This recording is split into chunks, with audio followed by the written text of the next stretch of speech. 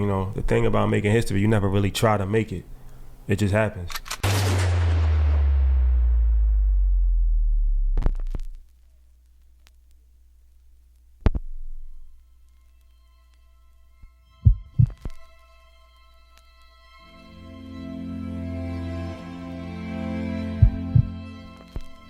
The journey started with an iPhone and an idea, and it led to our living room, creating content that changed the world forever. Earn Your Leisure Podcast, episode 6, time flies. Like we always say, man, we came in with no expectations, just knowing that we wanted to educate people, especially from our community. Oh my God, assets over value and all these great things. And like these are the results of it, man. People have been supporting at a tremendous level, so thank you so much for the support, and we got some more stuff we got coming though.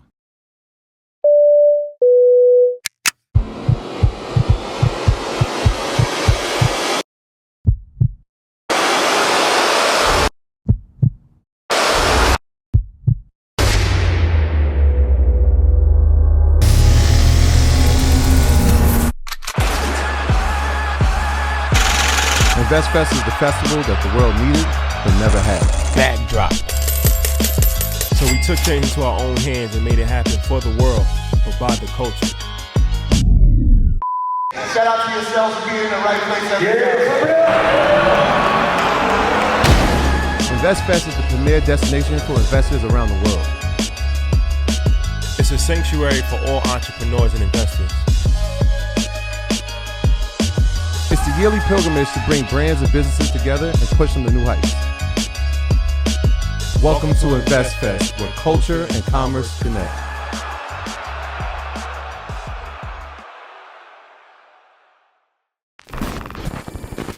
My graduates from my school being Forbes. Backdrop.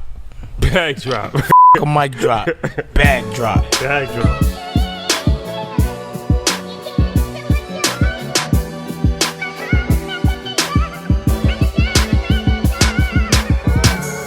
All right, guys, welcome back. EYL LA edition. This is the last. 2-minute warning of an epic run, man.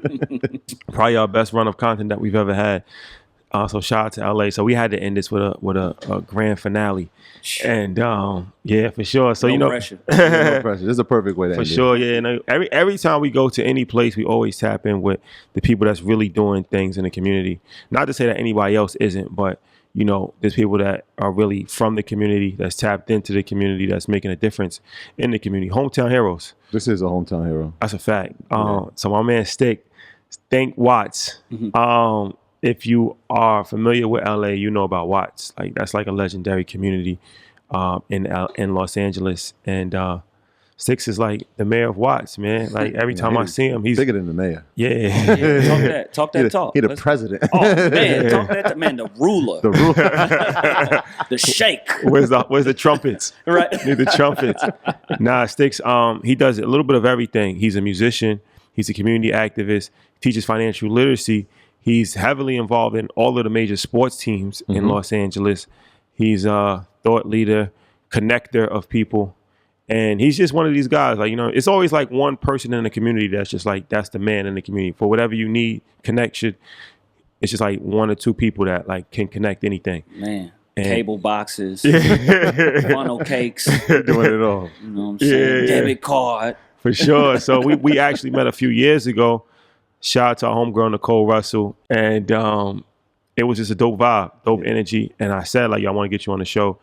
And it took a few years to actually make it happen, but everything happens in divine time. It was like 2 years. It wasn't that long. We had a whole pandemic for a year. Yeah, that's a so fact. technically, if we take that out, it only been like a year. That's a fact. That's quick moves. That's a fact. Quick moves. So we're going to talk about a bunch of stuff today. But first and foremost, thank you for joining us. Appreciate it. Thank you, man. I'm a fan. Like, I'm honored to be here with y'all. Like, real talk. I ain't just gassing.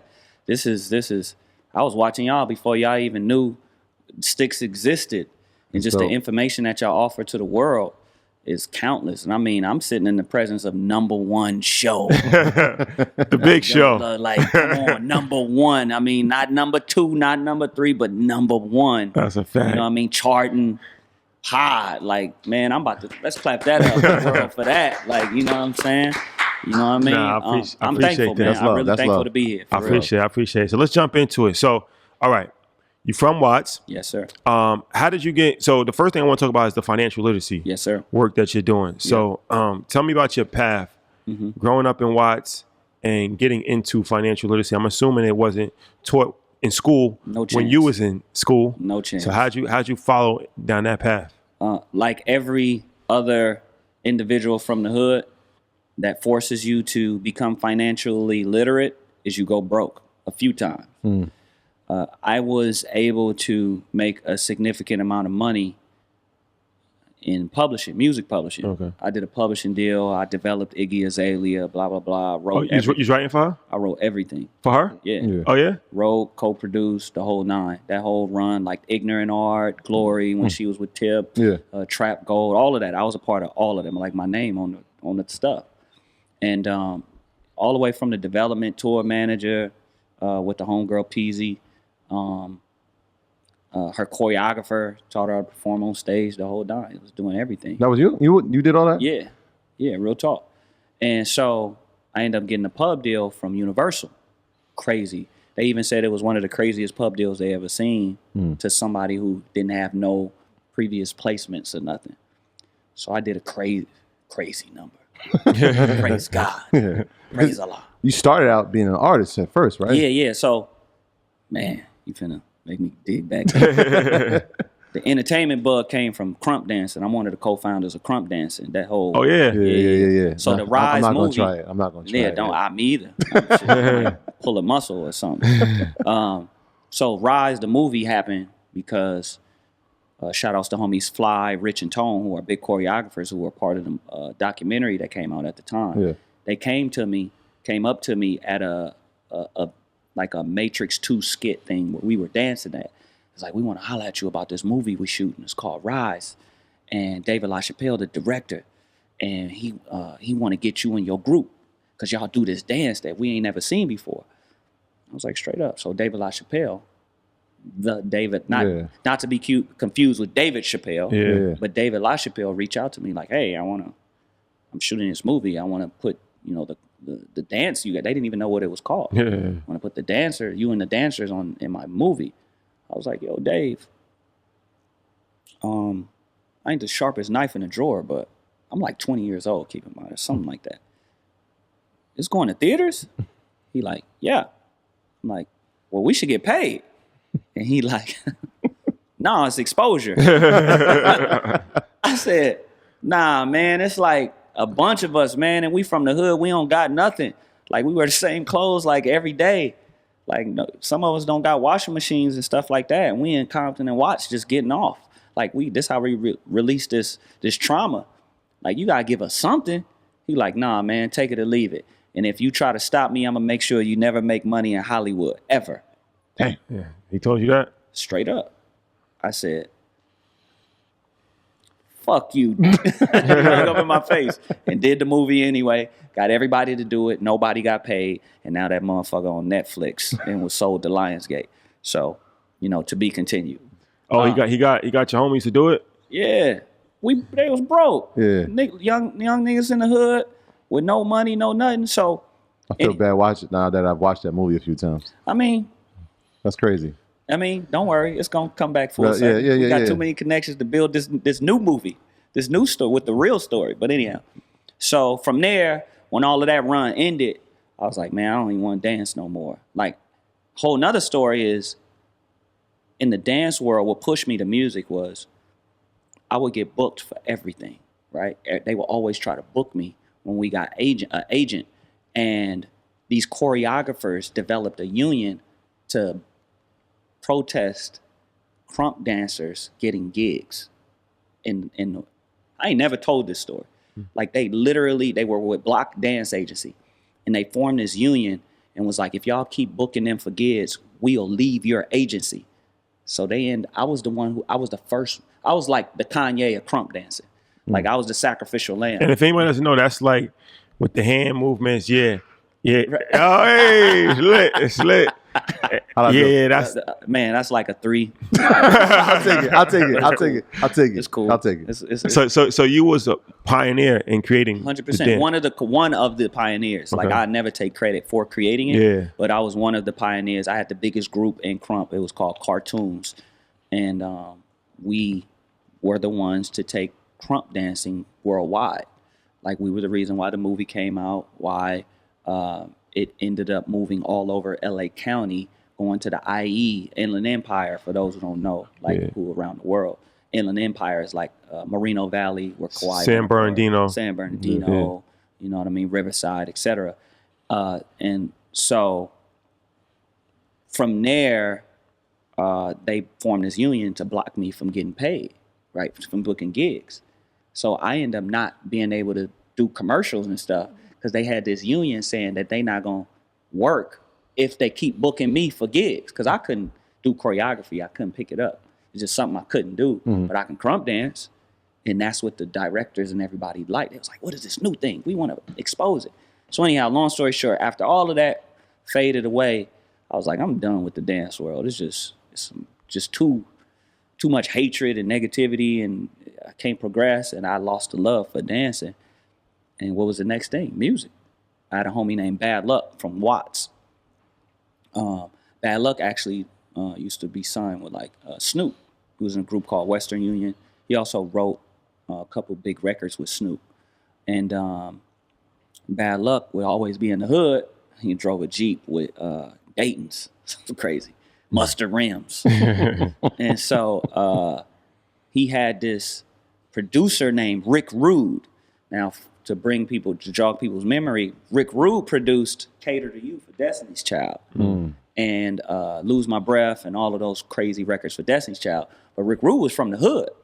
He was signed to Rodney Jerkins, a.k.a. Darkchild. Yeah. Legend. Yeah. And so Rick Rude was producing all Bad Luck's music just on the strength because we was all homies.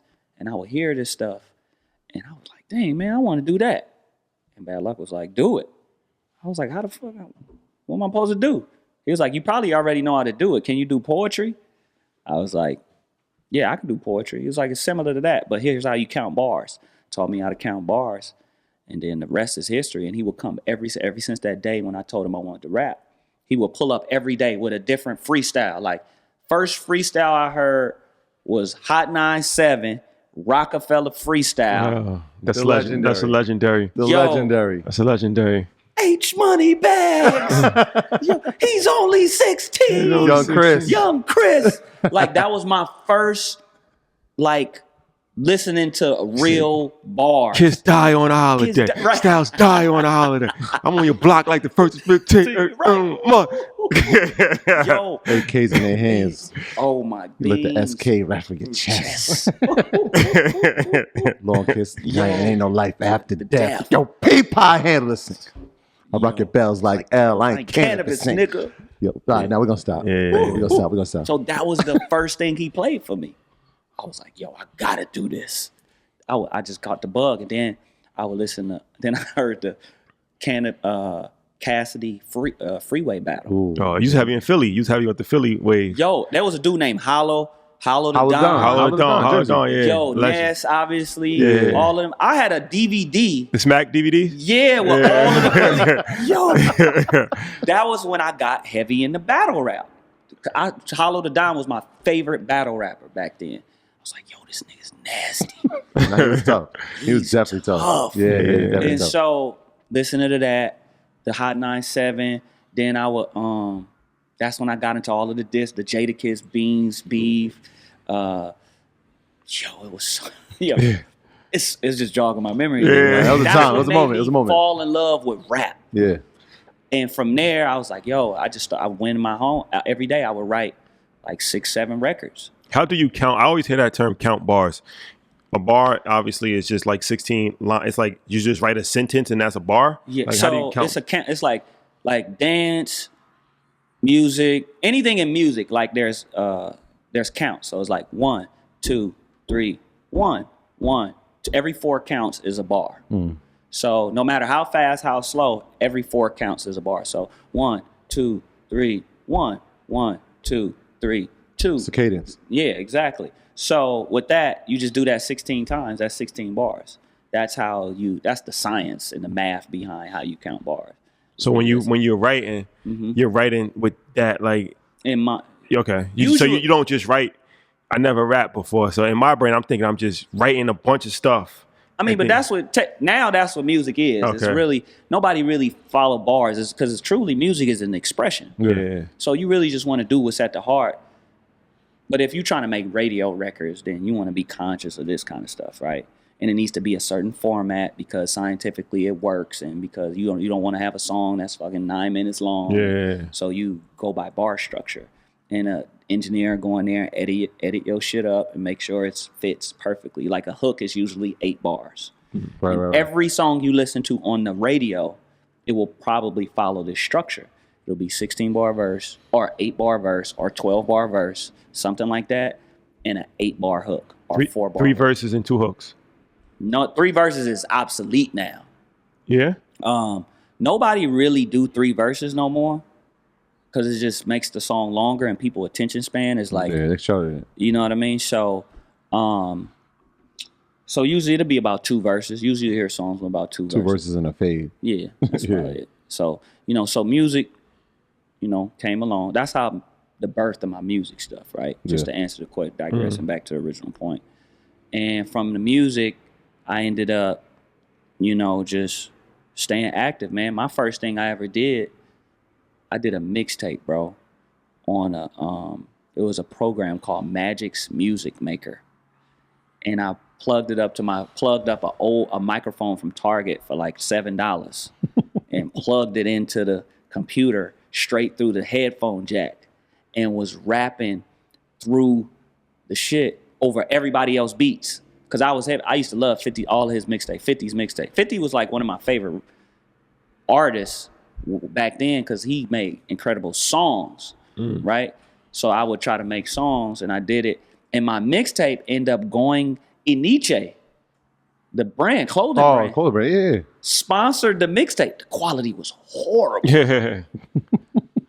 They sponsored the mixtape, put like $3,000 into it. We put it in this Grammys gifting suite bag, and we gave out like 500 copies to it was everybody. It was Russell Simmons and all kind of people there. So that was my first thing I've ever done. And then after that, I ended up doing this one. Bobby Valentino was like, had slow down. Yeah. I ended up doing a mixtape called The Next to Both Worlds. Like when Jay-Z and Hov. Best of Both Worlds. And That guy. yeah, dude did Next to Both Worlds. I was like, yo, who's younger doing the next version of that? So I hit up Bobby right when Slow Down hit number 1. I had a relationship with him through his manager named Poon Daddy. Shout outs Poon. He worked with Ludacris at DTP. And he wanted to mess with my cousin. And he was like, he fell in love with my cousin. And I used to tell my cousin, Kiki, I'm like, Kiki, man. Stay with him. Yo, what you doing? Like, get me on. Ernest, what's going on? Traditional universities are outdated and don't teach you how to become an entrepreneur. They just teach you how to become an employee. You go to school for 4 years and you leave with nothing but debt. But here at EYL University, our curriculum is much different. Our university teaches you real world skills that you can use to gain financial freedom right away. In traditional universities, you learn from professors that have never did what they teach, and they teach you how to become an employee. At our university, we use instructors that are currently successful in a specific field that they teach, and they teach you how to become an entrepreneur. For a limited time only, you can join EYL University for 25% off of the annual membership. Learn about stocks, credit, real estate, crypto, and more. Go to EYLUniversity.com right now and sign up to become an earner. Don't wait, don't hesitate. Head over there now. Don't leave him till I'm Right. bored. Like, and it was crazy. It's a whole nother story. So Kiki, end up getting Poon to listen to my joints. And Poon was like, yo, this nigga hard. Where he from? He from Watts. Poon from the West Side. He from LA. I thought he's from Atlanta. He had the fronts and everything. I'm like, he's like, no, I'm from over here. Like, West Side. I got a dude who helped raise me from West Side Road in the 60s, DK Toon, little cartoon. Obviously, he older. He ain't really about that, but that was like one of my mentors growing up. He one who pulled me off of the streets when I was doing like selling weed and like check shit, like all kind of crazy shit, right? And he pulled me off the street like, no, you too talented to be doing that kind of stuff. So anyhow, he was like, yeah, I know Poon. And he called Poon like, yo, you know my little homie Stix out here doing his music thing. And then once Poon got the call from Toon, everything was real Gucci because he liked my cousin. Toon, little cartoon called him DK and told him that who I was. And he was like, yo, I got you, whatever you need. He ended up connecting me to Bobby. I ended up running into Bobby at the Fox Hills Mall. Like, yo, Poon told you I'm trying to do this mixtape. So, you know, Bobby from Atlanta, he don't really know nobody. He probably think I was pressing him like, I'm going to rob you, nigga. Yeah. Right. So Bobby like, whatever, gave me this when Nextel Chirps was out. And he gave me his chirp. I hit that nigga next day. What's up, man? You coming to the studio? He's like, I'll be there. So Poon got behind it again and was like, I'm going to set it up. Just have everything ready. I called the homies, 1,500 or nothing. Oh, yeah. Oh, you know them? That's my brothers. Like, Yeah. I called 1,500 or nothing. Like, yo, and the homie Swift D. I say, yo, I got Bobby Valentino, man, because they was already kind of the band doing his live shit. 1,500 nothing. They do the drums and all that, right? Yeah, dude. They're full musicians, hit makers, Studio's crazy. Band. Yeah. Fucking entrepreneurs, they're crazy right now. They like next level. But back then they were the live band for Bobby. And I was like, yo, Bobby gonna come to the studio. I need beats. They came through with like 5 beat CDs. And we did an album in 3 days. Like we did 7 songs in one day, me and Bobby. Just was put it on, boom, put it on, boom, put it on, boom. I put that mixtape out on CD Baby, iTunes before it was even a conversation like put your music digital and all of that. This one, it was super difficult to even figure out how to get your stuff on iTunes. I put that shit out, man. We did like stupid. It was stupid because he was #1 with Slow Down. Yeah. Then we did a remix. It was all over the radio to Slow Down. 1,500 produced it. 1,500 ended up getting a placement on Bobby Valentino's album from that session. You know, because it was a song we was working on. I was like, no, Bobby, you just do this by yourself. And hopefully, and it made the album. So that's like, it's crazy how like it all ties in. Yeah, that mixtape actually catches the eye of another dude from Watts that the world might know, Tyrese Gibson. Man, so this is how that come together. I end up getting with my homie Chords, right? Me and Chords developed Iggy together, right? How'd you meet Iggy? Chords. Okay. I'm gonna tell you that story real fast. It's funny. It's hilarious. So, Chords, Tyrese, that's what we're talking about. Chords and me did a song with BJ the Chicago Kid. He's dope. BJ. Yeah, he's dope. We did a song called Eyes of a Broke Man. Where that song comes from is I took that line from Beans. Look into the eyes of a, you know what I'm saying, in the freestyle. Yeah. So I turned that into a song. Tyrese ended up hearing that song. I was like, yo, who is this? BJ have a brother named Scooter who played the drums. Scooter was like, yo, this the homie Stix. He was like, who is Stix? He was like, oh, Stix from Watts. Tyrese was like, Stix from Watts? What's his real name? He was like, I don't know, Brandon. He was like, you talking about my little cousin Brandon? Well, he didn't say that, but like my little homie Brandon that grew up on 100th Street. He was like, Scooter's like, I don't know, I'm from Chicago. He was like, tell him come up here. Scooter called me that night. I don't even know where I was that day. I got dropped off by the homegirl, at the time, and they dropped me off at the studio because they knew Tyrese too, and Tyrese was like, as soon as I got off the elevator, he was like, and gave me a big old hug, and the first thing he said, I never forget. He was like, don't steal from me, and don't lie to me, and I'll look out for you forever. I was like, steal? I don't need to steal from you. For what? I'll just go hustle and get the money myself. Yeah. But he went through a lot of traumatic episodes with friends who like stole clothes and stuff around the time when we was younger. You know what I mean? So I get where he was coming from. And ever since then, man, he took me on 2 tours with him. Studio access, opened up his Rolodex to relationships, resources. I done been on movie sets. I was on Transformers 1 and 2 set. Yeah. I actually was going to be in Transformers 1. I was actually had made it into like the final couple edits, and I got cut out. Put the little homie on. Yeah, he did. Like, set me up. Crazy. Like, I met Michael Bay and Josh Duhamel and all of them. Like, I built real relationships with these people because of Tyrese. I done been to Dubai and Sharjah and all. Like, Tyrese a solid dude, man. Real good person who goes through things like any other person from the hood, who have a traumatic upbringing, you know, parents on, you know, dealing with, alcohol abuse and drug abuse. And, you know, Tyrese used to like wash his socks in the sink at school. Like, that's what kind of house he was. He had to live with my cousins and them because it's just the situation was kind of unfortunate. So we only see what we see on social media, right? Mm-hmm. Like, we see the breakdowns and we see him, oh, Tyrese tripping again. But for anybody who understands wellness, mental wellness and mental health, there's a reason why this stuff is produced, especially in communities like Watts. But not trying to go all off to the left, but there's an opportunity for me to let people know, like, Tyrese is really a great human being. He has his ways where, like all of it, we don't agree with ourselves 100% of the time. So how we expect to agree with somebody else? But Tyrese, since I walked through those elevator doors, have always, you know, looked out. You know what I'm saying? He'd be the person be like, yo, here goes some money for rent. Why? Just take it. You don't even got to ask for it. He'll just give it to you because he'll go do a show, go clean up 70, 80 grand and be like, here go some money. Just take it. I don't want this. Take it. Come on. You know what I mean? And he's a great person. So anyhow, so that happened, and I ended up creating a rock band during that process too. It was called Life 9 because I wanted to do something different. And I ended up signing that band to Tyrese's label.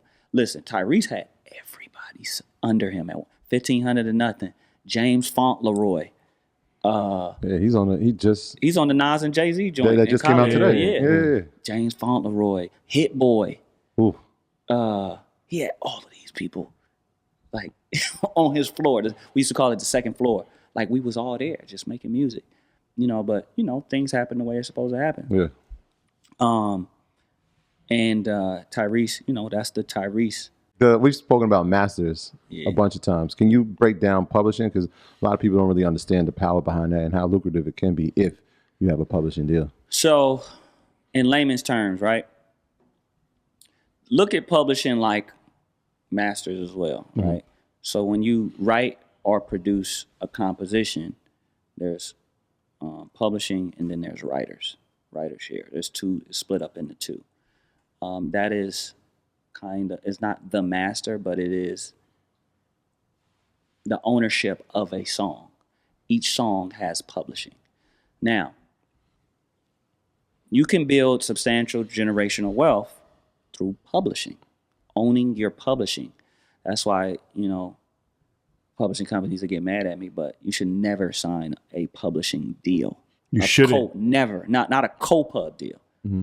I don't give a fuck how much money they offer you if you're into this kind of thing, right? Just to give people an understanding of where the publishing market is right now. You got companies who are buying publishing rights and selling it to firms, big investment firms, for billions of dollars because of how publishing generates income. You know, there's, you got publishing, then you generates performance royalties, there's sync, there's mechanicals, there's all of these things that go into publishing. And I'm trying to simplify it, but it's not a simple thing. And it's purposely done to not be the simple, so the systems can make money off of it while we sitting back like, well, I own 50% publishing. How much am I supposed to get? 50%? But 50% of what? No one knows these answers. I just had this conversation yesterday that this whole market is fucked up. It's like a system of information that doesn't give us all of the information. What I mean by that is, like, for publishing, it gets split. The producer, technically, if you produce it, you get 50%. And the writer, one writer gets 50%, right? However, if you do a co-pub deal, that means the publishing company owns 50% of your publishing. And the publishing company has to recoup the money they advanced you, and they're giving you a percentage of your percentage until you fulfill a commitment, which is called I don't know if publishing companies still do this, but like MDRC is what they call, which means you have a commitment to turn in 4 songs, right? You got a 4-song commitment. Keep in mind, 1 song equals 100%. So that means if you collaborate with a bunch of producers and writers, you only get 30% of a song. Dog, how many songs is it going to take for you to put out? And they have stipulations in the terms that says this song has to be distributed by a major recording company. Interscope, Def Jam, Atlantic, you know, whatever. If it's an independent release, it don't count towards your commitment. If it's on an EP, it don't count towards your commitment. Shit, sometimes if it's not a single, it don't count towards your commitment. So you'll find yourself caught in these contracts with these publishing companies forever because you can't fulfill your record commitment. So these are the systems that are put in place to stop us from progressing. And this is ownership. This is like equity in your composition. Publishing is the equity in your composition. Master is the control of the composition. Yeah. So, You know what I'm so saying? like the masters is like, I want to put this song in a Pepsi commercial. Whoever owns the masters has the right to do that. Absolutely. The publishing is the people that actually get paid from the song the being song. in the Pepsi commercial. Who actually created the song. They created the song, Yeah. the writers, Yeah. and so Producers. technically, an artist could not own masters and not own publishing either if they don't write. True. If they're not writing, somebody's writing for them, Then and they they're don't not get no publishing. They're not getting publishing No. or masters. Nope. So you did Iggy's first 3 mixtapes. Did you do Yeah. the album too? They kicked me out. Damn. The team. Damn. So how that even happened was I was on my second child, right? Okay. And shit was tough. I went broke. Back to the original question. Yeah. Like, why financial literacy? I went broke. We's doing all of this stuff. She's now booming, right? Getting offers. She's with this company from London. And you know what I'm saying? Like, they invited me to London. Yeah. And was like, we gonna pay you for everything you did in the past. Need you to come out to London and finish this last mixtape because we finna start the album. We got these producers that's in-house. They fly me out to London. I finish our mixtape. The day I finish, everybody disappeared in London. Left me in London, bro. By yourself? Yeah. Everybody disappeared. Iggy, company, nobody answering their phone, all of this shit. I ended up getting back to London, right? I ended up running into a dude named George who based in London. Shout out to George, man, who had an artist named Eliza Doolittle, right? He looked out for me. Yeah. And was like, you good, I got you, man. I'm gonna take care of you. Didn't even know dude. Yeah. Just got connected with him through a publisher, through at Universal Publishing or whatever. And so I called back. So they called me. Iggy team called me. And was like, yo, we want you to come on the road. Out of nowhere. I hadn't talked to him since I was left in London. Yeah. I just had my second child. Shit went broke. I'm like, yo, y'all gotta pay me because I wasn't getting paid, bro. I wasn't getting paid. All of the shit that I was doing for Iggy, I wasn't getting paid. You didn't get paid? I probably made a total of like $600 through that whole run. How many songs did you write? Every song on Ignorant Art, because it's a mixtape. So remember, nobody's paying you for mixtapes. The buzz is generating. She getting shows and booking shows, and I probably got a couple $100 to do the tour shit because I end up meeting the tour booking agent and building a relationship. And I started to find out how much money was going out. And then I started to get in the middle of the business and be like, what the fuck is going on? But I was, this was something that I developed, and it was hard letting go because this was like my baby. Yeah. Like the idea of it. And it was the biggest thing I had ever been a part of in the music business, in hindsight, right? In thought.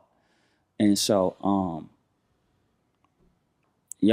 They called me and was like, we want you to go back on the road. I said, I'm not going nowhere until y'all pay me. What am I going to get paid? They was like, we going to get back to you. They never called me. And that's how it ended. To this day. To this, years went by. Yeah. Fancy happens, right? Yeah. Shout outs to homie Scheme, who was a part of that whole thing. Huge. That was my little homie. Like, So she never wrote anything. Just too crazy. shout outs to homie Scheme. Shout outs to me. Shout out to you. That's whack, man. So she'll contribute in the studio here and there, like depending on what song it is. Yeah. She has ideas, but I mean, you from Australia, like Still, you know, yeah. white, I had no black idea. culture. Like you're going to need help. Yeah. You're going to need somebody to do this for you. Yeah. You know, it's just scientifically, it's just you have to. So, Fancy, that whole run happened. You know, she got her number ones. Shit's popping with the company who fucking left me out too. Mm-hmm. Shit hit rock bottom. Shit start falling off. Now we starting to see all of the bullshit happen. Now people don't trust her. She getting into it with Tip. She getting into it here and this, that, and the thing. Things are starting to fall. You already know what happens next. They call you? So the owner of this company, and when people look at this and they do their research, they're going to find out who she was signed to, and I don't give a fuck. Call me. The CEO of the company called, hey, can we meet at the Beverly Hills Hotel? And I brought all my kids with me just so she could feel it. It's like, what have you been doing? I was working at Neiman Marcus, my nigga, at the time. In the warehouse, making like $8 an hour. A nigga who just developed this star. A nigga who didn't, you know what I'm saying? Yeah. Then had deals and all kind of shit. Like, and I end up getting a pub deal off of Iggy mixtape shit though, let's be clear. Yeah. I end up crossover, spin move, layup, pub deal, and got bread from that. But then, you know, I didn't know shit about money. Blew through it, ran through it, empty. Met with the CEO of the company. I want to bring you on. I want to hire you as an A&R. All right, not knowing that there was a plan why she wanted to hire me. But it all came to life as time went forward. A couple months go by, she put me with Bishop Nehru. Shout outs Bishop Nehru from New York. I ended up building a great relationship with him and his dad. Fucking dope people, man. And that's how I ended up not meeting Nas, but like reconnecting with Nas through that. There was a kid from London named Zernale Fontaine. And then there was another chick from like New Zealand named Laurel. And I ended up doing their projects. Fire, all fire, just like that. And I ended up putting a girl group together during this process. Next thing you know, I see one of the president or whatever for the company outside smoking a cigarette, going crazy on the phone. So I walk outside. What's happening?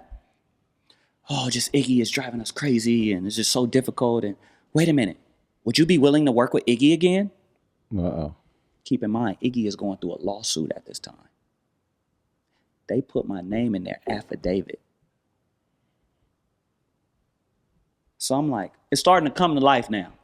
Why they need me to say Iggy ain't do nothing bad and all of this stuff, whatever. Long story short, they asked me to get back in the studio with Iggy after all this time. Remember, I ain't talked to him since they left me hanging in London.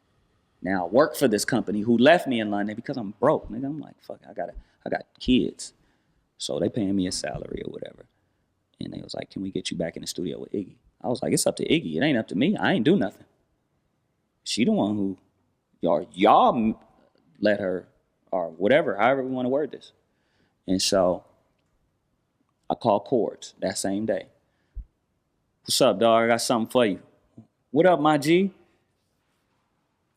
Out of nowhere. You ready to get back in the studio with Iggy? He was like, wait, what? Keep in mind, he hadn't talked to her since Ignorant Art. I had did 3 mixtapes with her. He only did Ignorant Art because we were trying to sign her to our company Drugs, and she wouldn't sign to it for whatever the reason. Chords, the way he handles music is he protects it. He don't like it to get out, and a lot of artists don't like that. Like, I want to hear my music, and Chords is like, no, you're gonna leak it. Like, he comes from that. Like, some people can't get with that, you know. And he don't like to release music when it's not done. He needs it to be fully produced, fully everything. live instrumentation, all that. Anyhow, I called Chorus. Chorus was like, fuck it, let's do it. No debate. He was like, let's do it. We get back in the studio. We spent a whole day just conversating with Iggy, kind of getting to know her again. She left that day. That night, I did 12 songs, nigga, in a 6-hour time frame. 12 for a project that was going to be called Digital Distortion. One of the songs was called A Zillion that came out on SoundCloud that they leaked. And then another song was called Team. Team should probably be platinum now. This is in the height of her, when Erykah Badu said that on BET Awards and was everybody clowning Iggy, and she was Swaggy P and he shout out Swag. P. Yeah, shout out Swag. She was going through all of that stuff. This is in the height of everybody hate her. That rap she did on stage and everybody was clowning her when she sound crazy and like this is in the height of all of that. We put out Team, bro, and it went gold and it charted on Billboard. Because I know the sauce when it comes to this to her, because I developed it. And the next thing you know, nigga, the company she started rebelling against her company. They thought I was trying to manage her, and they end up cutting me out again. And guess what happened to Iggy after that? We know the rest. You know what I'm saying? So, digressing back from that story to financial literacy. So I made money during these runs, right? And each and every time, I would just spend, broke. I got kids and a family. We live in an apartment in the valley. You know what I'm saying? So we got real bills, and my kid is like getting older. My oldest right now is 16. So at the time, obviously he was younger, but we raising a household.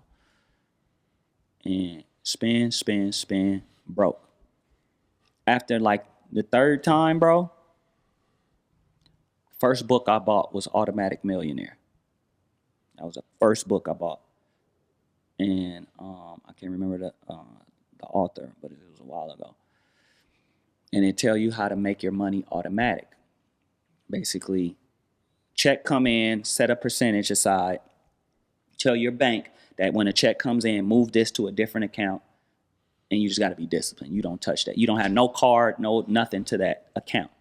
It just, money comes in, the bank can set it up, where 10% of that check automatically gets transferred to this account. Automatic Millionaire.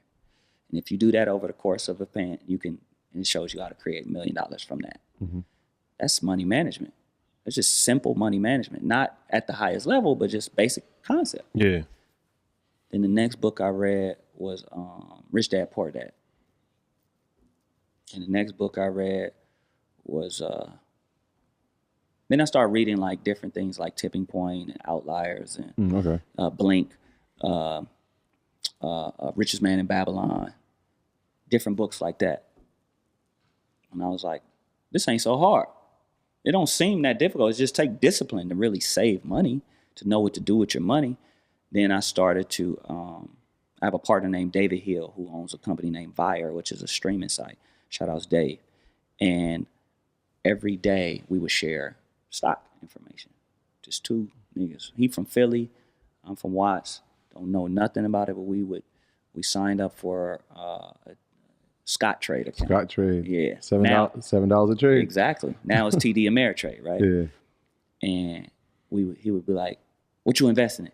Let's just invest in this. We didn't even know nothing about it, but we got in the habit of just doing it. And we start to see our money incrementally grow, because it wasn't like we had a lot of money to play with, but we could see how it works. That made me start looking into people like Warren Buffett, people like that. And I started to see what he put his money in. I'm like, this nigga's money is in stocks, the majority in investments. So then I started to mimic what these power players, Jack Ma, Warren Buffett, like all of these people who play with stocks on a high level. I started to see what they invest their money. Then that's what taught me what a dividend was. Then I would look up on Investopedia. Yeah, Investopedia. Great site. Very useful website. Great Man, Great crazy. Site. So Investopedia, and I started to really get interested in finance. I mean, I don't know about everybody out there. When I was 6 years old, my teacher said we were going over numbers. Quick story. And we were going over tenths place, hundreds place, thousands place, et cetera, et cetera, et cetera.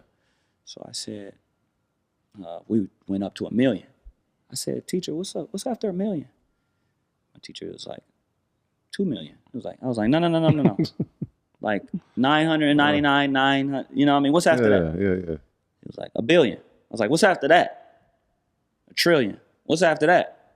1 quadrillion. What's after that? 1 billion. Yeah, it's crazy. I said, what's after that? 6 trillion. I said, I want that much money. I was 6 years old, bro. So this already was in me. And it wasn't like agreed to do whatever it takes to get it, but it's just like, I know if I had that, what I could do for the world. And that's just the type of person I've always been. So anyhow, I digress. So we'll go on Investopedia. What's a dividend? Like, what are bonds? How do mutual funds work? How does all of this stuff work? And then I would share, obviously go back to the books that I'm reading. I would share this information with my wife. Shout out to my wife, the backbone. And she was like, sounds good to me. Like, I wish you would have took the money you had from these pub deals and shit, bought some real estate or something. But I mean, we here now. Like, I got your back, whatever you. And I just started. Then I just went ham. Like, I got a stash account and a Robinhood and a TD Ameritrade, and I got a Goldman Sachs retirement account. And I just started opening all these things until I really figured it out. And then my family, like I did my mom's budget. I started doing people that was close to me, like setting up their financial plan. I even took a class on life insurance. I took a class on retirement accounts, what's an IUL, and different type of life insurance policies, because that was something I didn't know nothing about life insurance growing up. I mean, we used to GoFundMe signs. Yeah. I mean, now, but back then it was just like standing in the street asking people for money to pay for somebody's funeral. Fish fries. 100%. Real talk. Not knowing that, you could have been paying like $30 a month for some term. I mean, that's for those who know that shit. Yeah. But it is what $30 a month. Yeah, for sure. Still could have paid for your funeral and might have left something over. That's a fact. With the right one.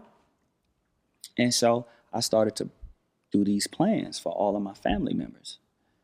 And that's when I started to develop the knowledge.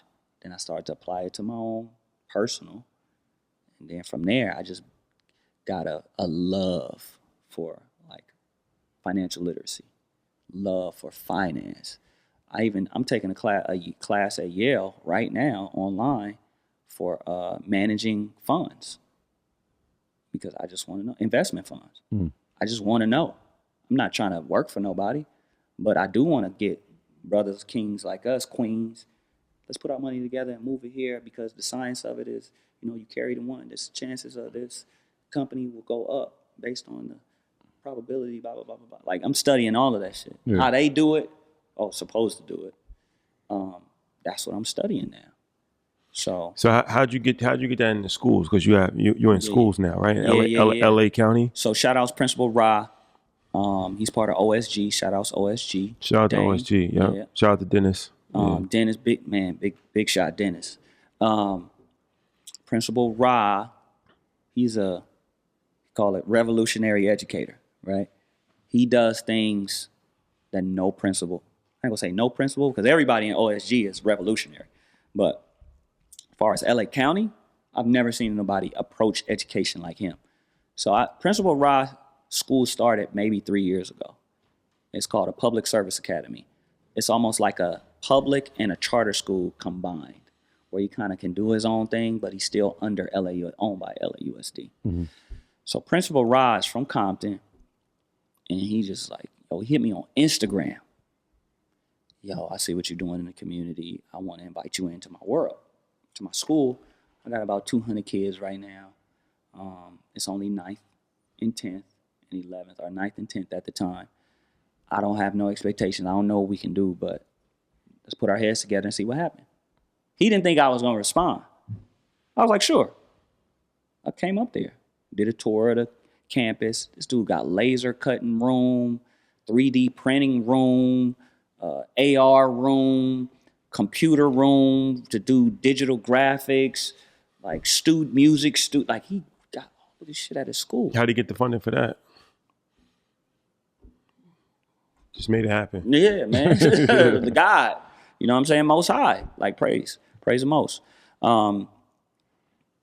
And I was like, yo, we just need to put our foot on the gas on this thing, man.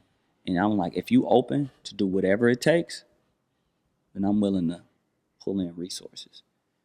I think Principal Rao was like, fuck it. Let's do it. You know what I mean? And one of the first things we did was financial literacy class.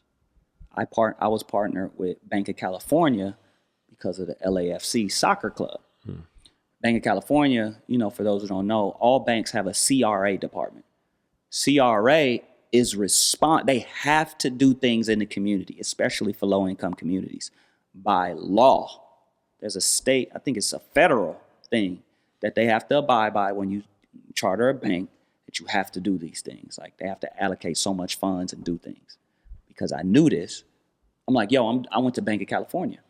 Doing a financial literacy program, I need you to back it, you know, pay for your banking officials to come to this school. We're going to teach this class. Principal Rod brought the kids. I brought other people from the public. We had like 160 something people in our class. 9th through 11th, and adults. It was a 6-week course. This was our first one. Bank of California, they ran the first one. Trash. It was horrible. It was horrible. It was a disaster. Kids was falling asleep. Wasn't like really popping.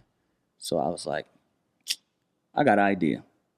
Week 2, started it off with a Nipsey verse. The dedication, you know what I'm saying? I rapped that verse. Anti-salvation. Come on, man.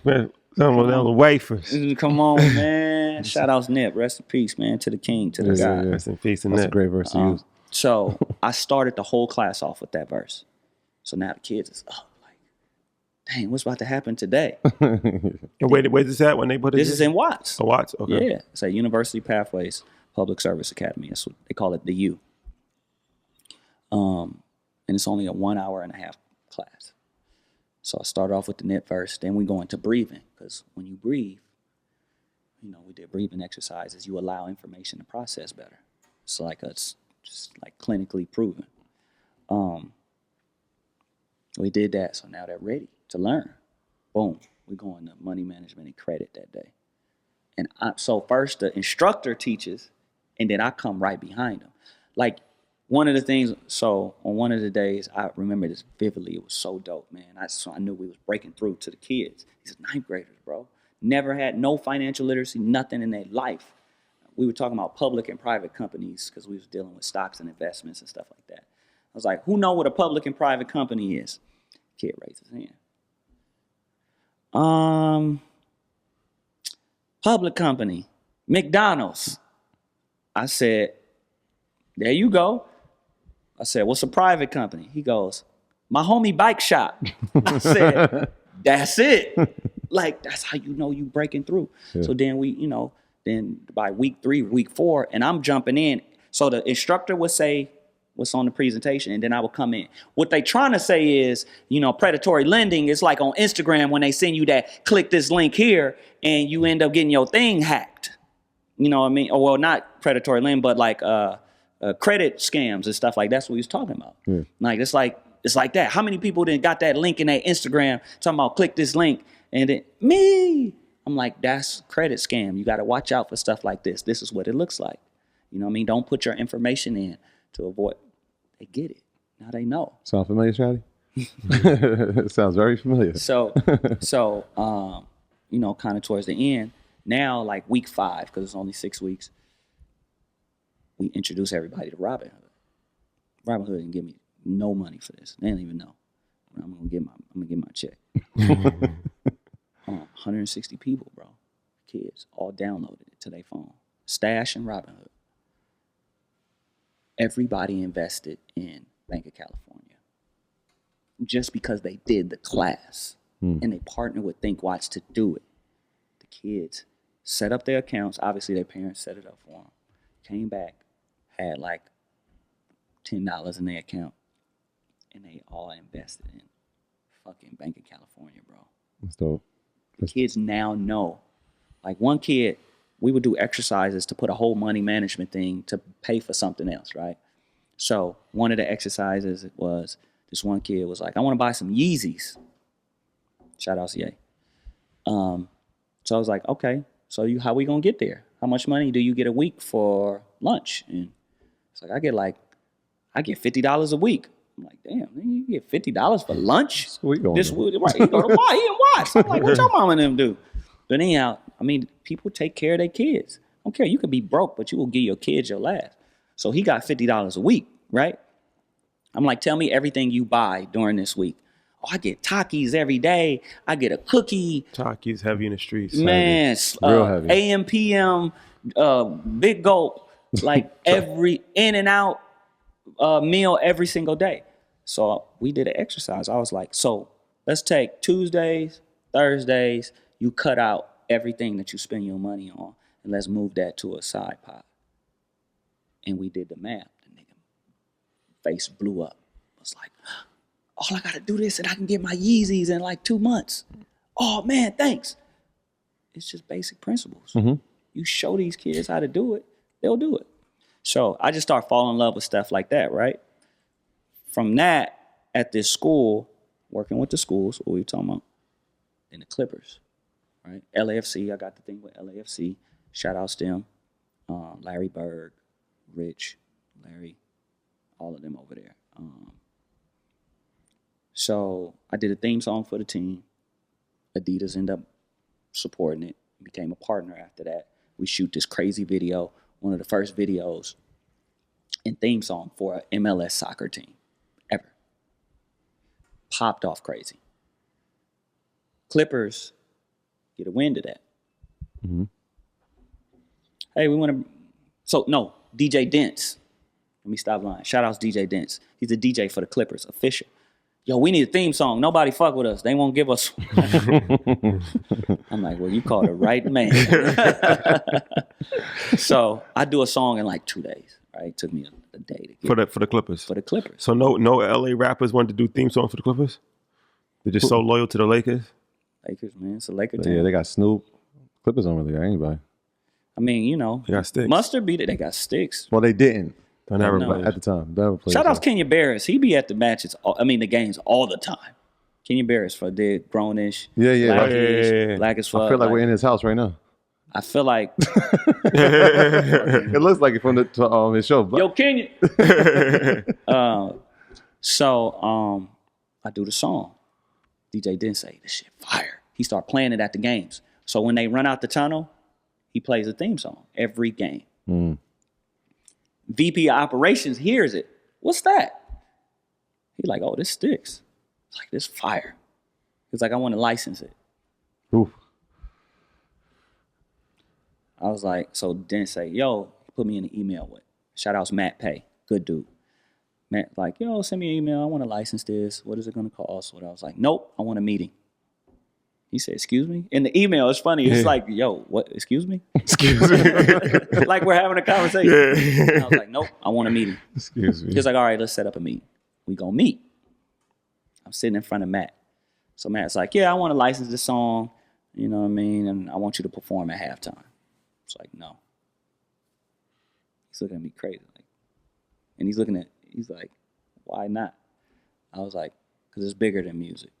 What our relationship is going to be. He's like, tell me.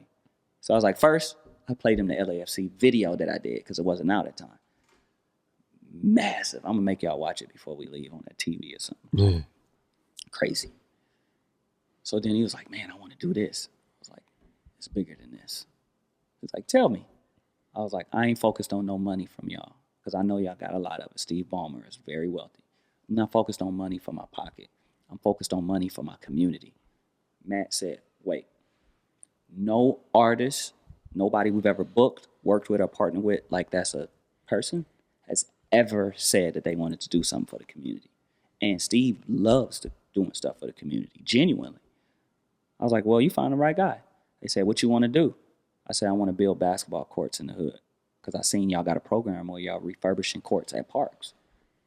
Matt said, let's see what we can do. 1 week later, he hooked me up with Denise and Gillian Zucker. Gillian Zucker is the president of Clippers Ops. President. I took him to the U. Shit was fucked up over there, bro. The fucking course was beat up. The gym was slippery. Keep in mind, this gym is home of the Drew League, where the original Drew League was. Okay, because Drew League's in Compton now, right? It moves around now. Okay. Yeah. So this is where the original Drew League was, at this gym. So it has legacy. Is that with the green wall? Mm-hmm. Okay. So Clippers was like, had no idea about the history or nothing. Didn't even care. They was like, Gillian came to Watts, bro. She had a 15-minute window. I had to drive from the Valley back to Watts to catch Gillian because he called out of nowhere. It's like some president shit. Oh, Gillian's on her way to Watts. Hold on. Nigga, left where I was, dog. I left my kid at school, bro. How many people you calling? I'm like, yo, Kai, man, just stay here. I'm gonna come back and get you, whatever. So, came there, bro. Gillian, man, walked around, didn't say a single word. It was me, Denise, Gillian, and shout out Sheldon, who was a part of the whole process, and Isabella, right, who's on my team. And so we're doing a walkthrough, and Principal Ra's right there. And we nervous because we like, I don't know why we was nervous. She just wasn't talking, just looking around. Like that, just like that. We walked through one hallway and it was a fucking picture of a fucking penis. Got a kid drew like on drew on the wall. Yeah, like, suck my dick. You like, don't look over. Oh, look over here. Right. Martin Luther King. Like, I was like, no. I was like, it's over with. It's over. Gone. Somebody called whoever. The worst, call Portland. You know what I mean? So Gillian walked out, seen everything, bro. Looked at the course and said, we walked towards the end of the gate. She still didn't say nothing. She's leaving now because she got to go to another meeting. We get to her car, damn near her car. And I was like, so what do you think? She said, let's do it. That was it. Got in her car, left. So Denise goes, okay, so we need to get this going. What do we need to do? Dog, 6 days.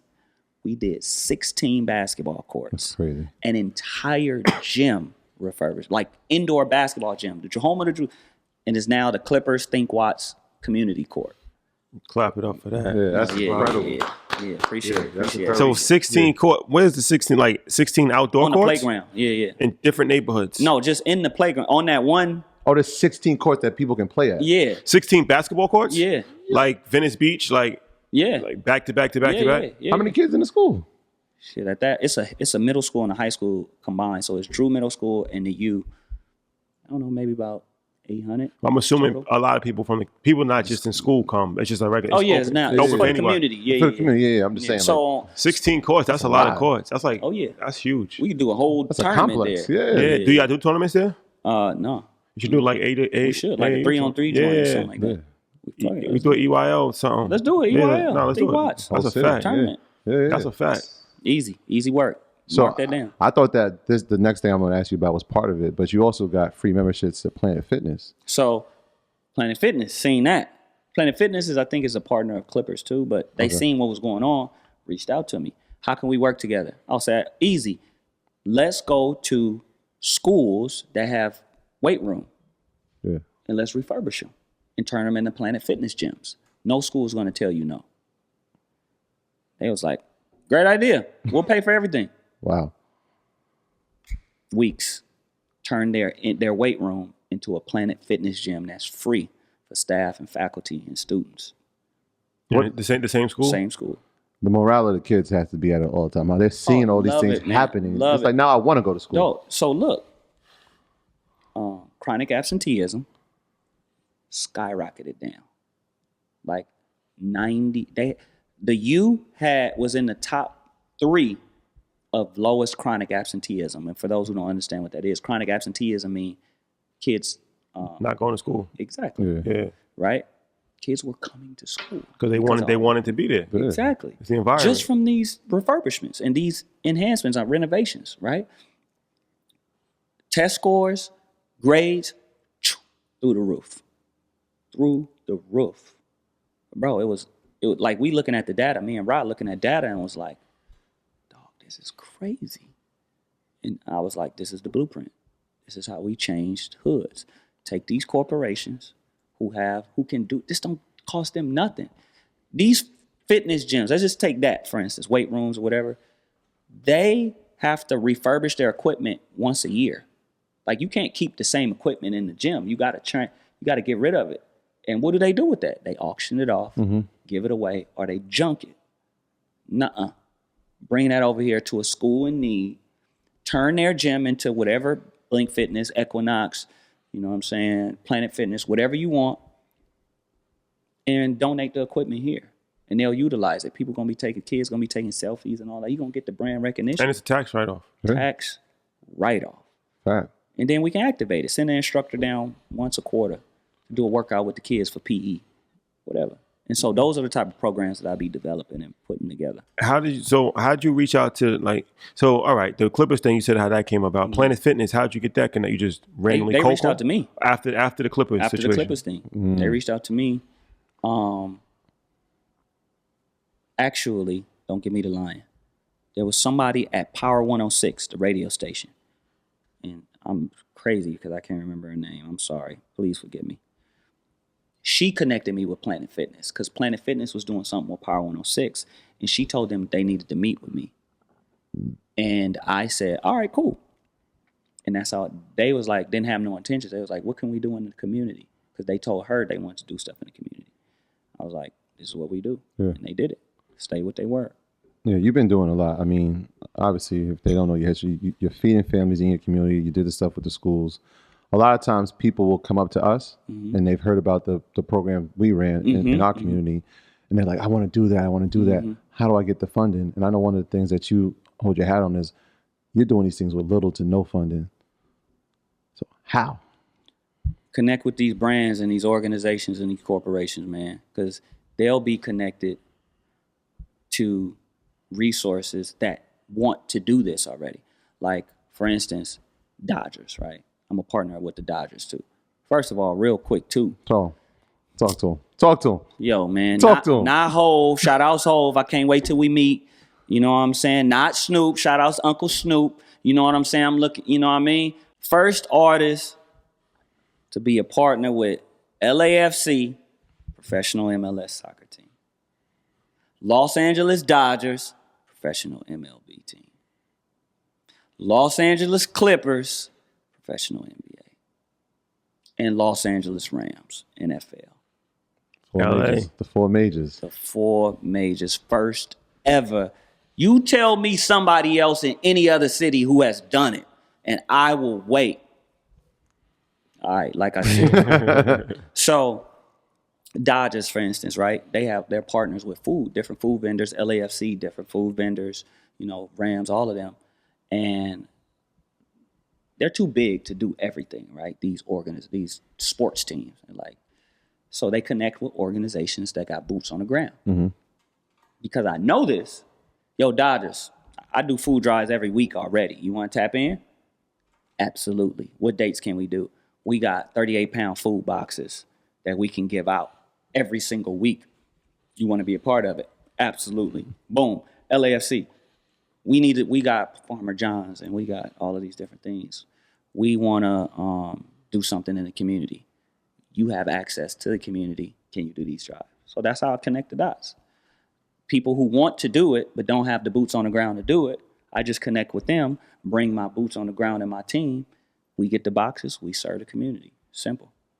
And talk about that. So serving the community, you do vegan meals, I believe, in your neighborhood, right? Shout out to all the vegans in the world.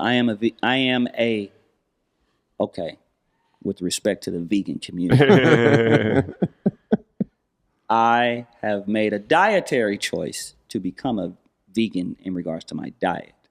Right, I'm going to officially transition, with shoes and all of that stuff. No meat, no more mink coats. No more minks, man. No more minks on the floor. Cannon Chinchilla. get money anymore. You know what I mean? What I like to do is practice what I preach. Like offer these dietary solutions to the hood too. I even tried to bring a Trader Joe's and Whole Foods to the hood. Like they was like, no one's gonna buy from Trader Joe's would never work in Watts. Like people tell me that literally. Yeah. Anyhow, I'll show them. So Beyond Meat was one of the partners. Shout outs #Lunchbag who made the connection for me and Beyond Meat. So AJ from #Lunchbag partnered with Beyond Meat. They wanted to distribute like 1 million hamburgers or something like that. And so AJ hit me up, was like, yo, you got to do this with us. Like you tapped in Watts. There's impossible for us to do it alone. We can't do 1 million burgers. Like, so he has a restaurant called Hilltop. Shout outs Hilltop. It's in Inglewood. Issa Rae is one of their partners on one location. And I think he has like 3 locations now, but shout outs Hilltop in Inglewood. So he tapped into Thinkwatts. AJ was like, yo, help me with this. So what I did was connect with all of the schools in LAUSD. This is during the pandemic. I'm like, yo, I know these kids hungry. I know these kids don't really know their parents at work. Like, how they gonna eat? So I just started hitting up all of the schools in Watts and said that I'll put a team together to deliver Beyond Meat burgers directly to their doorstep. And that's what I did every single week for like 9 weeks in a row. Wow. And so we would bring hamburgers right to these kids' doorstep. They would come out happy, bro. They not even vegans, right? But I got to deliver the Beyond Meat burgers. Beyond Meat didn't know what was going on. They just knew they was giving out burgers. They didn't know the story. They probably still didn't to this day know what was going on. But that's what I did. More vegan distribution during the month of March, Women's History Month. I used my own money, and paid vegan food distributions owned by women, small businesses, bought like 200 meals and donated them to the community. So one company was Estrada Vegan Sisters. They make vegan Belizean cuisine. Fire. Another one was Oki Vegan. They make like a different thing, like vegan dishes and things like that. But then outside, I do these health fairs in the hood. So in these health fairs, we have like vegan vendors come and serve food. And I also give them alternative medicine, like dandelion root, burdock root, sea moss, different things like that. Turmeric. Like all of that stuff, bro. Instead of like the traditional Tylenols and all of these different things and medicines, because health is a big part of what I'm trying to make awareness for in the hood too. Shit, we ain't gonna be able to spend no money if we ain't living.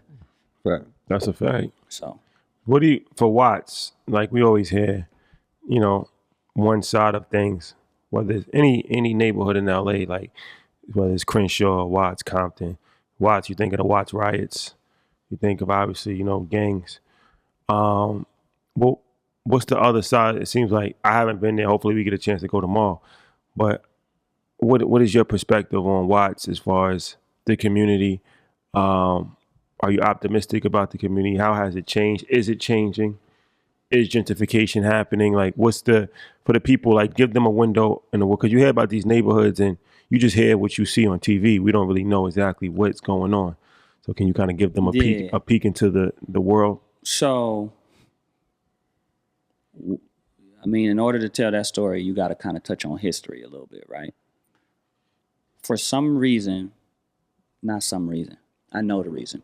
Watts has been purposely, systemically oppressed because of the history of what I mean by that. During the second migration, African Americans, when they migrated to from Chicago or from Mississippi, the South, Mississippi, yeah. Louisiana, Arkansas, to escape slavery during the migration, they came to California. Yeah, right. Some people went to the north, but a large influx came to Los Angeles. Yeah. Guess where they came? They came to Watts. The population went from like 30,000, 20,000 to 200 and something thousand. Watts was the most populated area of African Americans in California at one point in time in the history. So then we started to see things like the real estate covenant back in the day, redlining, right? Yeah, we spoke about that, yeah. That's when that started to kick in. And they started to box us all in one space. And that's when like they started to pull resources out. And now we got like gangs. And Even the design of the railroads exactly was designed to keep everyone blocked in one area, and y'all stay in this area, we're going to move over here. Exactly. Yeah. There's a true story, man. Where I think in the 80s, because the 60s was the Watts Rebellion, known as the Watts Riots. 80s was a little bit after that. Watts been going through this continuous cycle of just oppression, right? Systemic, like purposely planted things, right?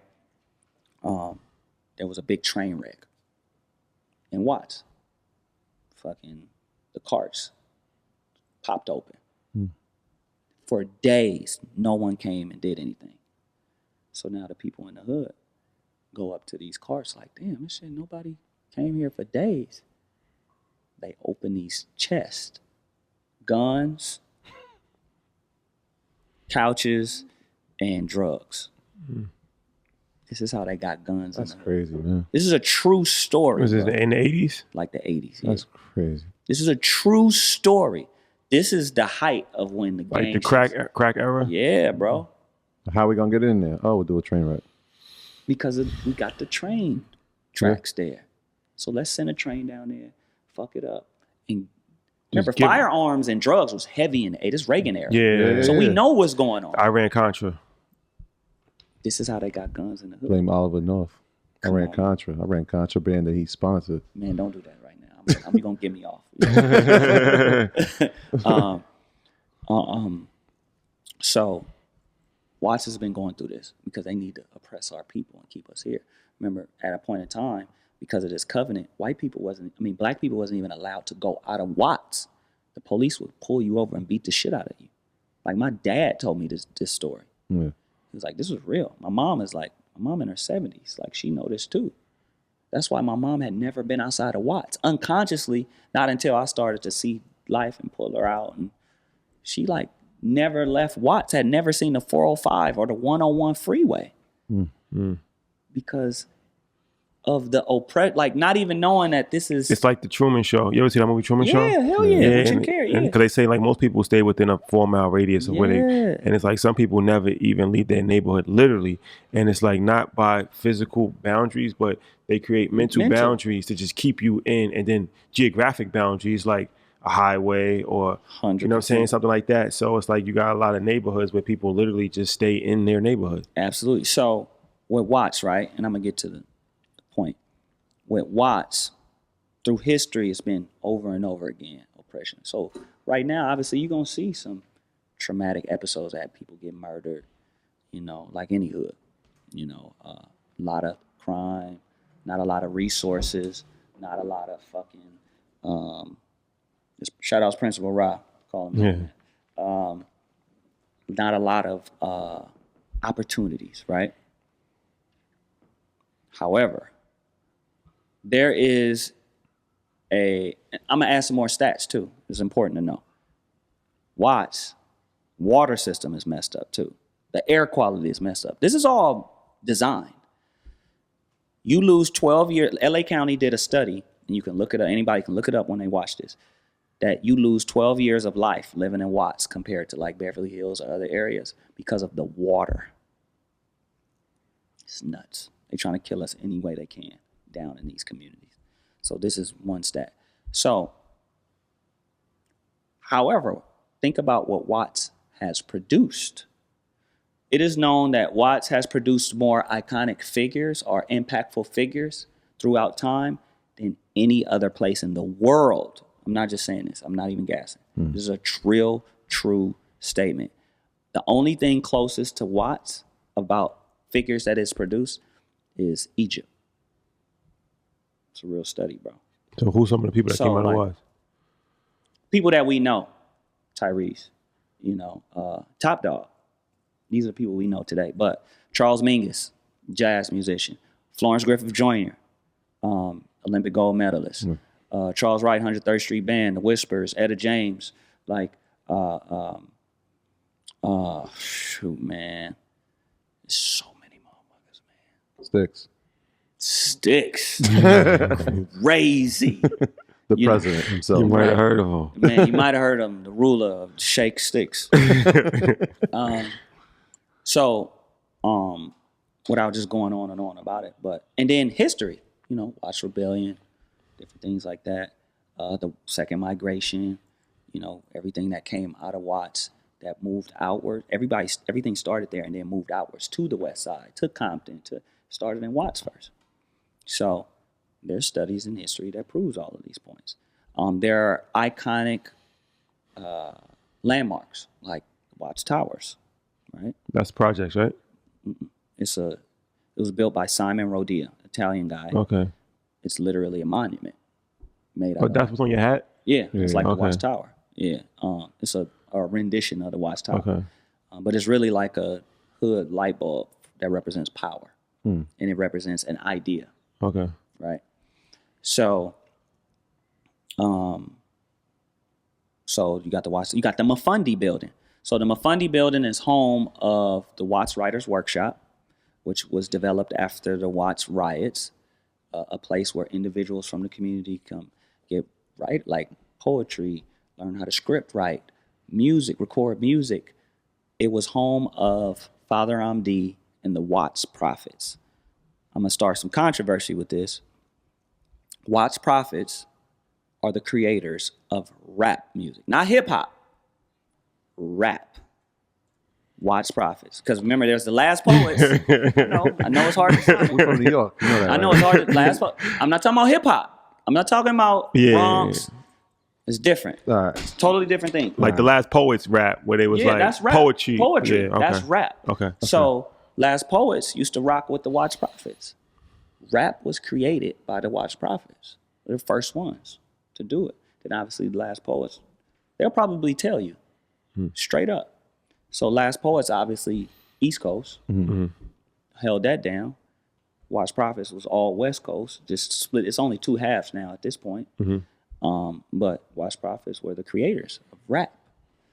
So, and there's a book that's about to come out, like Ebonics. They were a part of creating Ebonics. Somebody gave me a history lesson the other day on that. I mentioned it during E40's interview. Yeah, bro. That's the DM'd. West Coast thing. Yeah. That came from Watts Prophets. So like I'm saying, it's impactful things that we all have adopted throughout time that all started in Watts. This is at the Mafundi building. This is in Watts, right? The train station that they're trying to sell to this greedy white dude that we trying to fight for to get back. This is where people came in at. Black people from slavery. This train station, and they're trying to sell it to. It shouldn't be sold to Like a historical landmark. Yeah, you know what I mean. So it's stuff like that. There's so many other things going on in Watts. So I say all that to say, Watts is headed. There is gentrification, but you can look at gentrification two ways: negative, positive. If we owned our own block, then gentrification wouldn't affect us. But we have to get the education, right? Here's where we start that. Number one, what's the first thing we do? We get money, right? You say, I'm getting up out the hood. I'm gonna buy me a house. Why? I don't think that's smart. When you think about it. How do schools get money? Property tax. Property taxes. You get rich, you from the hood, why not just build your house up? Increase the value. Property taxes go up. Now you're putting money back into the schools that's in your hood, right? To get more resources. But you need enough people to do that, right? To make them. When you move out of the hood, you're paying property taxes for little Jimmy. That ain't got nothing to do with educating people that look like you. Not only that, you paying the rent for the police that's harassing you in these communities. You're paying the taxes you're paying is for that police department in that city. So that means you're paying police to harass you. So we move out of the hood with the concept of getting a better life, but really you're actually a part of the system. I think that narrative was created. That's what Jay said. He said, buy your own neighborhood before them people do it. Claim eminent domain and how your people move in. Come on, man. Kind of a glimpse of what we was doing. Story of OJ. Yeah. Yeah. That's the Nipsey joint, but Yeah, Nipsey joint. Look, so why not? We can reverse that cycle by, okay, I get bread. Fuck it, I'm gonna buy the house down here. Buy the house down here. Let's build it up and go back. Matter of fact, I'm gonna buy this property over here, flip it, turn it into a cloud kitchen or whatever. yeah. You know what I'm saying? Hire the people in the hood. That's economic development. Now they're spending money in their own neighborhood. They're making money, bringing it back, paying property taxes. Now it's going to the schools. The schools start to build. Now our voice becomes stronger. Like, we need financial literacy in this school. We need this at this school. We need these type of teachers at this school. We need the teachers to look like this, talk like this, feel like this, act like this at these schools. That's how you do it. But it's been so many years of the cycle broken down to where it's hard for us to figure that out. But we got to break up all of these narratives, like, move out the hood when you get it. Yeah, you can get you a crib out the hood just to have one, but don't leave the hood where you're not putting any money back. The easiest way to put money back in the hood is just pay the property taxes. Because now you got education. Now you got resources. Now the state and the city, they got to send money and shit like that because of the amount of money of the people that's in the neighborhood. You know what I'm saying? So Watts is, I digress, Watts is now moving towards what people like me and like the tops and stuff like that, positive gentrification, right? We can't get in the way of what's already set in stone. Like these huge organizations that bought property and bought the housing projects and returning them into townhomes and condos, and like there's nothing we can do about that. But what we can do about is what we already own. And these new developers that come in that buy up this land, that open up retail plazas, is partner with them. The community organization agreements. Okay, my duties are I'm going to do these food drives and do all of this thing and bring a positive influence to the community, to your plaza, and make sure they don't fuck this shit up. But for that, you're going to give me 10% equity in this plaza, in this development. You need me because I have the people who are going to patronize. They're going to spend money here. So you need me. That's what we got to do with these companies, these developers that come into our neighborhoods, set up malls and shopping little centers. And these are the deals we should be doing as a group or as an individual. Come to them and say, this is what you need. You know, that's what we're working on. I'm building something called the Watts 3030 vision. I'm trying to turn Watts into the Black Silicon Valley. So we're going to be developing tech, and we're installing these water filtration systems in the hood to address the piping, the bad water. I partnered with Jaden Smith and 501c3, his nonprofit organization. Shout out Omar and Drew Fitzgerald. Is that the Aqua Equity campaign? So Aqua Equity is I own a piece of that. Yeah, Okay, go buy some Aqua Equity right now. Get a case. Aqua Equity, aluminum can, environmentally safe, the whole nine. We like very environmentally conscious. The whole story behind the founders and the people, it's all Black. You know what I mean? And I just want people to dig in a little. AquaEquityWater.com. Go check it out. So 501c3 and Jaden Smith and myself came together to address. They first started in Flint. They addressed the Flint crisis, building these filtration systems, right? Because the water's fucked up. What this filtration system does is it removes all the lead, impurities, and toxins out of the water and filters it and turns it into fresh drinking water or whatever you want to use it for. 100% pure, fresh from the system that was created. Shout out Jaron, who created the system. And the goal is to install 10 of them in Watts. We've already done 2. We're working on a 3rd probably in the next week or 2. And basically, we're addressing this water crisis in Watts. So we've been installing them all throughout the hood. And that's a huge deal, man, big deal. And so we're doing things like that, right? So we're building systems like that. The next thing we're building is these machines that could pull CO2 from the air and recycle, refurbish it or whatever, and push out Air quality, fresh oxygen. So we're going to be installing these little sensor things all over the city to where it's producing good air quality in the hood. Like, we're working on that technology right now. Like, we in the NFT space, right? We doing coding classes. We doing that. Starting a new financial literacy debit education thing called Thinkwatts, right? Debit card allowances, teach them about money. You know, they can invest. Kids in the hood can get their own little debit card, invest, and donate to charities, different things like that, right? We're building all of that in Watts, everything. We got the program, the sports programming. We got the produce your own clothes. I remember the episode y'all was talking about y'all was using Printful and all of that. Like, we're building that in Watts. We got all the equipment. Yeah. We got everything there already, right now, as we speak. The equipment is there, so now it's just setting it up. And so that's why I'm like, we're going to be developing technology and everything in Watts. They thought we were playing when we said you're the president.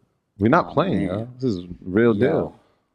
Yo, check it. We're not playing with y'all. The president sitting with the rulers of goddamn. Y'all talking that shit, man. This is a small council meeting. That's a fact. Yeah, man. LA edition. Stix, I appreciate you, man. Thank you, man. What would you like to leave the people with? All your contact information, social media, initiatives, all of that. Man, thinkwatts.com, thinkwattsfoundation.org if you want to donate. Show some love to the foundation side. At Watts Stix on everything, Instagram, Twitter. I talk a lot of shit on Twitter. You want to talk sports, you want to talk anything. Clippers winning the finals this year. It's going to be tough. It's going to be tough. Brooklyn definitely not winning, and New York either. I just want to, I'm busting shots right now. No, shout outs KD. He rock with some of the homies from Watts. So, so Thinkwatts, Thinkwatts Foundation, man. Hey, man, food drives, financial literacy. That's what I'm about. Yeah, we pulling up. New tech ventures. It's all open, man. I just want the world to know, especially our people, that it's endless possibility out here, man. And I know we up against a lot of oppression, a lot of trauma, but if just dream, just continue to dream and turn those dreams into a reality, take action. All it takes is action, and you could change the world. That's it. That's it, ladies and gentlemen. Troy, housekeeping items? Yeah, shout out to everybody on patreon.com. Our Proud to Pay program. Obviously, our Tier 5 members have access to EYL University, the #1 school for business and anything in the entrepreneurial world. So shout out to all the earners that have been a part of that. Shout out to everybody that's been supporting the merch. Earning season is here. Man. And it's arrived. So shout out to y'all and the whole team, Bim and Smitty out there holding it down for us. And yeah, man, love is love. You know that. Yeah, shout out to everybody in LA, man. You know, I thoroughly enjoy it every time I come out here. I'm definitely going to move out here, man. It's a Come vibe. on, man. It's a vibe. Come on, man. Y'all belong here. You spend enough time in New York. I ain't gonna front. Hey, I was in New York for a second when it was Clinton Hill. Okay. Now it's what, Williamsburg? Yeah, that's just different. New Brooklyn. But yeah. That's a fact, man. But yeah, shout out to everybody and all the neighborhood. Everybody always show us love. We was in Crenshaw. We went to Simply Wholesome. Oh yeah, man. Get the meat pies, man. The spinach and the cabbage joints. Yeah, we was in Simply Sam was Wholesome. elite. And a bunch of guys, they're like, yo, earn your leisure. I rock with y'all. Y'all famous, man. So y'all yeah, celebrities. We coming to Watts. Yeah, we coming to watch. Come That's on, a fact. man. Yeah, we coming. Watts gonna love you. I mean, you know, you might see a couple of stray dogs. And, you know what I mean? Nah, it's all good, bro. Thank you guys for rocking with us. We'll see you next week. Peace. Peace. My graduates from my school being Forbes, bag drop. Bag drop. A mic drop, bag drop. Bag drop.